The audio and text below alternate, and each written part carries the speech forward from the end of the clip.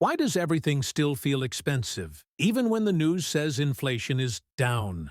You go to the grocery store and somehow spend $80 on what used to cost $50. Rent feels higher. Eating out feels like a luxury. Even fast food isn't cheap anymore. So what's really going on? Here's the truth.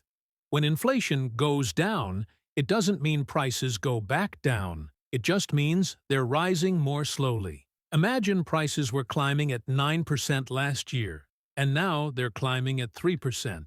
That's better, but they're still climbing. The higher prices we already got, they usually stay. Inflation slowing down is like a car easing off the gas. It's not reversing. It's just not speeding up as fast. There's another reason it feels worse than the numbers suggest. Wages don't always rise as fast as prices. If your paycheck goes up 3%, but your expenses went up 8% last year, you're still behind.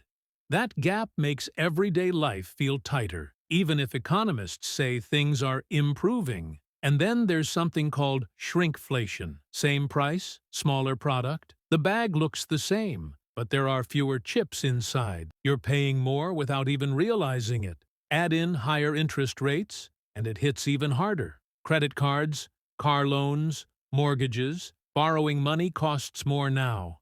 So even if inflation is technically cooling, the cost of debt keeps monthly payments high. That's why it feels like your money just doesn't stretch the way it used to. The key is understanding that inflation down doesn't mean prices down. It means the speed of price increases has slowed. Big difference. Once you see that clearly, you can start adjusting, cutting high-interest debt first, tracking where your money leaks, and being more intentional with spending. Because the system isn't designed to automatically lower your costs. You have to respond strategically. If this helped you finally understand why your wallet still feels squeezed, stick around.